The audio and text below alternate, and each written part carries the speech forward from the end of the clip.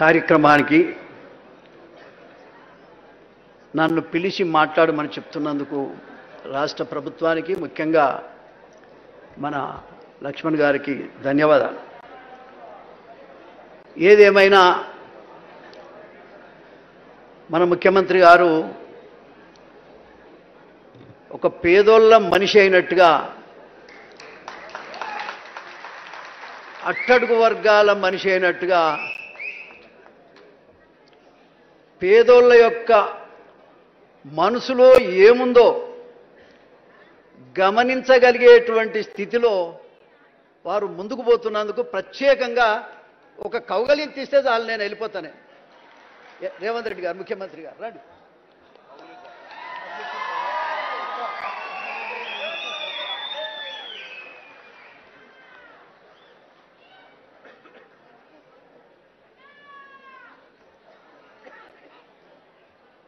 అరే, కులంలో పెద్దోన్ని, 70 ఏళ్ళ వయసు వచ్చినాయి, ఒక నిమిషం మాట్లాడమంటే నేను లక్ష్మణ్ గారికి మొదటే చెప్పా, ఏది ఏమైనా ఇవాళ వ్యవస్థలో నాయకులే మంచోళ్ళు కావాలి. మాయమైపోతున్నాడమ్మా మనిషి అన్నవాడు, మచ్చుకైనా కానరావటం లేదు. ఎక్కడో ఒక చోట ఒకడు ఉంటే వాడు కూడా కనపడతలేడు, ఏడున్నాడో ఏం సంగతో అని అందశ్రీ పాట రాశారు. ఏడున్నాడో ఎందుకు అనుకోవాలన్నా, మన పేద వర్గాలంతా ఉన్నాడు మన రేవంత్ రెడ్డి గారు అనుకోవాలి.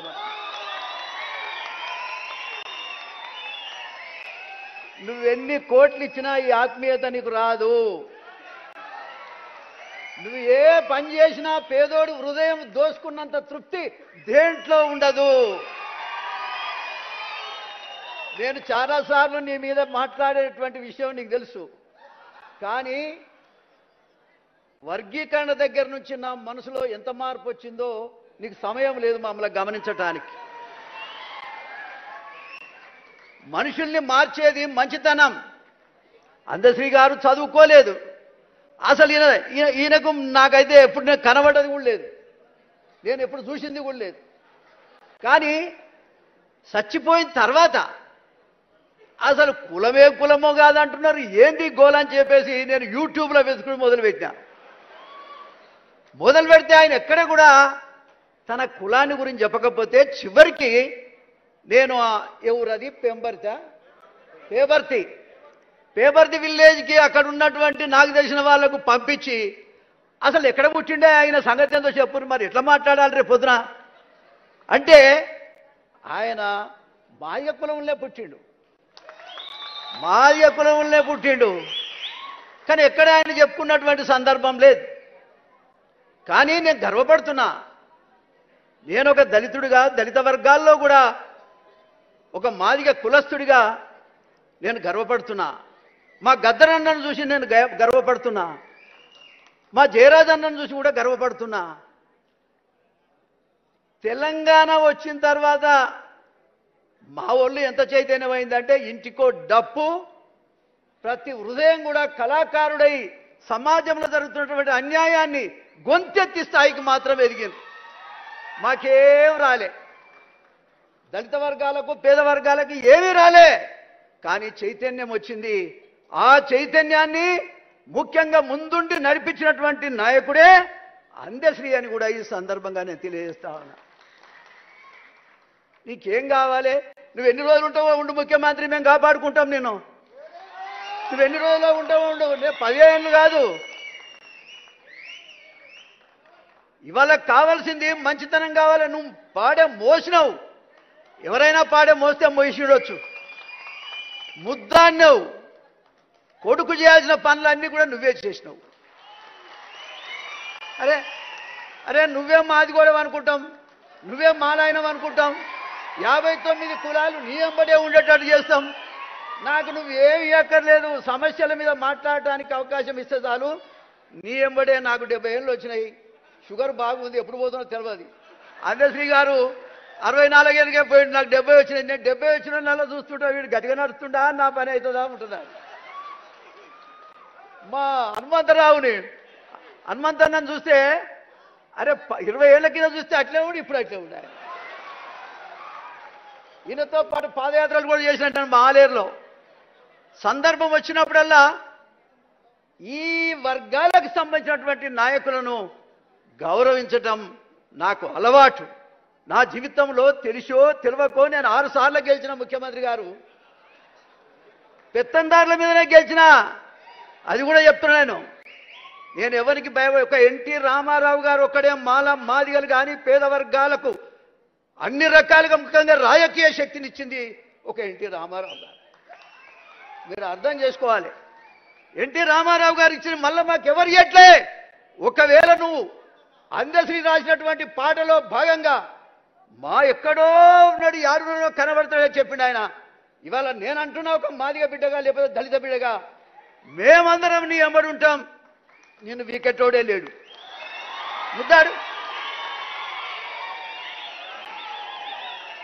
మా మాదిగోళ్ళ ఇళ్ళలో వాడు, మా మాలోళ్ళ ఇళ్ళలో వాడు, మా 59 కులాలు ఇళ్ళలో ఒక్కసారి అట్ట వండుకోనిరా. మా బీసీ ఇళ్ళలో వాడు, మా సాకరోళ్ళ ఇళ్ళలో మంగళోళ్ళ ఇళ్ళలో పండుకొని రావయ్యా. నువ్వు ఏ పని చేయకపో. ఏం బువ్వ ఎవడు పెడుతున్నా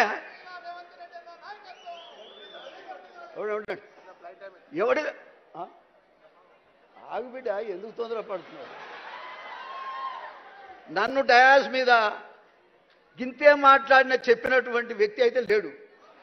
కానీ మా రేవంత్ రెడ్డి ఫస్ట్ టైమే చెప్పినాయా నేను సరే మొట్టమొదట రేవంత్ రెడ్డి ముఖ్యమంత్రి అవుతాడు నా తమ్ముడు అని చెప్పిన. నేను అందరికంటే మొట్టమొదట ప్రకటించింది నేను.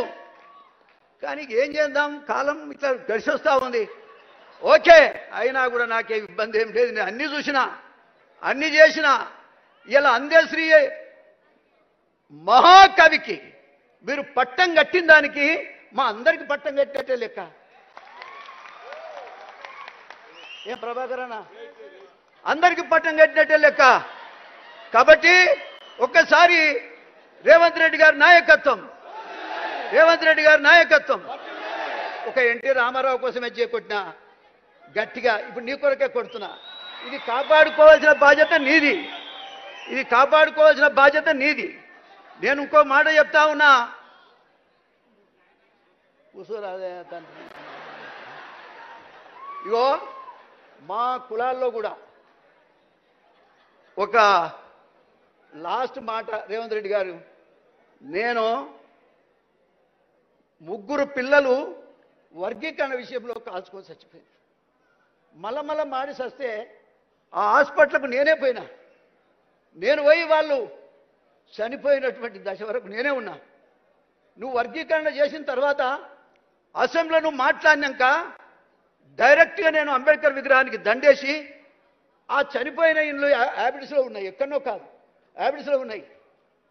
మీరు ఇచ్చినటువంటి స్టేట్మెంట్ని తీసుకొని చక్కగా స్పీడ్ తోటి వాళ్ళు ఇళ్లలో పోయిన వాళ్ళు బిచ్చగాళ్ళు ఉన్నట్టున్నారు. 4 ఈ 4 పాపం ఏమీ లేదు. నేనేం చేయాలని చెప్పేసి అప్పటిదాకా మేము చూడలే. మా మందకృష్ణ మాదిగని వాస్తవంగా మేము ముందర పెట్టి ఉద్యమాన్ని నడిపించినాం. మేము కాదని చెప్పడంలే. ఆ ఉద్యమాన్ని వెనుక ఉండి నడిపించింది కూడా మోతుకుపల్లి నరసింహలే. నేను ఇది కూడా చెప్తా ఉన్నా. కాబట్టి అయినా సరే పాలిటిక్స్లో ఏదైనా వర్గాల వాళ్ళకు కూడా మనం సపోర్ట్ చేయాల్సిన అవసరం ఉందని చేశాను నేను. ఇవాళ నేనేమంటే కనీసం ఎవరం అక్కడ పోలే.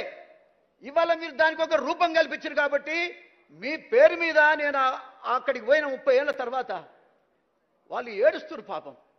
అరే ఏమైందా, మరి ఎవరు సాయం చేయలేదు, మరి ముచ్చట మన దగ్గర రాలేదు, ఇప్పటిదాకా ఏమైపోతుంది చెంపలేసుకొని నేను ఇమ్మీడియట్గా మా ఎటువా రాజనాథ్ లేడా పోయిండా, ఆయన మంచిగా చెప్పేటప్పుడు ఉండడు.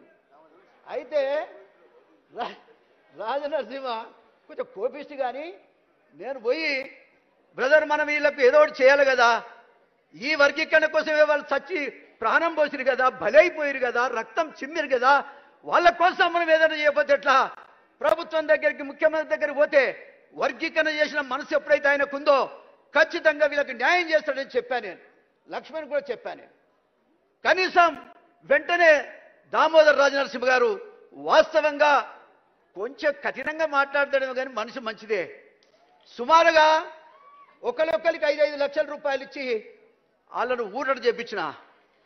ఏది ఏమైనా వాళ్ళకి ఇంటికో ఉద్యోగం, ₹1 కోటి ఎంతో మందికి కోట్లు ఇస్తున్నారు. వాళ్ళు ఒక కాజు కోసం దచ్చిన వాళ్లకు ₹1 కోటి చొప్పున వాళ్ళకి ఇవ్వాలని నేను కోరుతున్నా. మాదిగ జాతి మొత్తం కూడా ఒక తాటికి రావడానికి మాకు అర్ధగజం స్థలం లేదు మా జాతికి. కనీసం ఇదే నక్లెస్ రోడ్డు మీద ఒక స్తూపం కట్టుకోవటానికి కనీసం ఒక 1000-2000 గజాలు ఇచ్చి మా కులాన్ని గౌరవించవలసిందిగా కోరుతా ఉన్నా. ఎందుకంటే నీ పేరు మీదనే మీరే ఫౌండేషన్ వేయండి, మీరే కట్టియండి. జాతి మొత్తం కూడా ఏదో ఒక రోజు పండుగ రోజు మేము చేసుకునేటువంటి అవకాశాన్ని హైదరాబాద్లో మాకు కల్పించాలని నేను కోరుతా ఉన్నా. దయచేసి నేను ఇప్పటిదాకా దరఖాస్తులు ఒక్క నిమిషమే, నేను దరఖాస్తు పట్టుకొని ఎవరి దగ్గరికి పోను నేను. కానీ వాళ్ళు గిలగిల కొట్టుకుంటుంటే చూడలేక మీకు ఆ దరఖాస్తులు కూడా మీకు ఇచ్చాను. ఇంకో మాట ఏంటంటే ఈ వర్గీకరణ విషయంలో చాలామంది ఆ తమ్ముడు కేసులు ఉన్నాయి. ఇంకా కూడా ఆ కేసులన్నీ తీసేయగలిగినాయి. దయచేసి ఆ కేసులన్నీ తీసేస్తే ఈ వర్గం వాళ్ళు ఇవాళ నా మాల సోదరులకు కూడా ఏదైనా కావాలంటే ఇవ్వండి. ఎవరికేం కావాలన్నా ఈ వర్గాలను గౌరవించండి. ఇది మాత్రం ఖచ్చితంగా మేము స్తూపం కట్టుకుంటాం. ఈ వర్గాల వాళ్ళంతా ఒకసారి ఏరి చైతన్యం చేసుకోవడానికి అవకాశం ఉంటుందని ఈ సందర్భంగా నేను తెలియజేస్తూ, ముఖ్యంగా ముఖ్యమంత్రి గారు వయసులో చిన్నవాడైనా నేను అనుకుంటా అందశ్రీ నీ చెవిలో ఊదినట్టుండు. అందుకనే ఇవాళ ఈ పేద వర్గాల యొక్క ఆలోచన విధానం మీరు అమలు చేస్తున్నారు. నేను ఒక్కటే ఈ సందర్భంగా చెప్తా ఉన్నా, మా మనసు గమనించండి. మాకే కోరికలు లేవు. వయసులో ఉన్నప్పుడే నేను ఏం కోరుకోలేదా, నీతికి నిజాయితీకి అంబేద్కర్ వారసుడిగా బతికినా నాకు నాయకుడు విద్యార్థి దశలో కూడా మాకు ఆనాడు నాయకుడిగా మా ఉన్న జేబీ రాజు గారు. ఇవాళ ఒక్క మాటలో చెప్పాలంటే ఒక్క మాటలో చెప్పాలంటే మరి అప్పుడో ఇప్పుడో మాట్లాడినిస్తే నేను ఎప్పుడో దిగిపోదు కదా, మాట్లాడక చాలా రోజులే. ఈ సమస్యలన్నీ కూడా ముఖ్యమంత్రి గారు మాకు ఒక మీటింగ్కి అవకాశం ఇవ్వండి. మాదిగ వాళ్లకు ఇవ్వండి, మాల వాళ్ళకు కూడా ఇవ్వండి, వ్యవస్థాపరమైనట్టు. కాబట్టి మరి మీరు ఒక మీటింగ్ కాల్ఫర్ చేయండి. అందరం కూడా వచ్చి ఉన్న పరిస్థితుల మీద దృష్టికి తెస్తాం. చేయగలిగినే చేయండి, చేయలేకపోతే వదిలేయండి. కానీ వర్గాలందరినీ కూడా మీరు కలుపుకొని పోతున్నందుకు, అందశ్రీకి ఇంత గౌరవం ఇచ్చినందుకు ప్రత్యేకమైనటువంటి ధన్యవాదాలు. వర్గీకరణ చేసి మా షెడ్యూల్డ్ కులాల్లో ఐక్యత తీసుకొచ్చారు మీరు. సరే 2 రోజులు గునుక్కుంటారు ఎవడో ఇటు అటు, కానీ ఒక మంచి కార్యక్రమాన్ని మీరు చేశారు. అందుకు కూడా హృదయపూర్వకంగా ధన్యవాదాలు తెలియజేస్తూ నేను సెలవు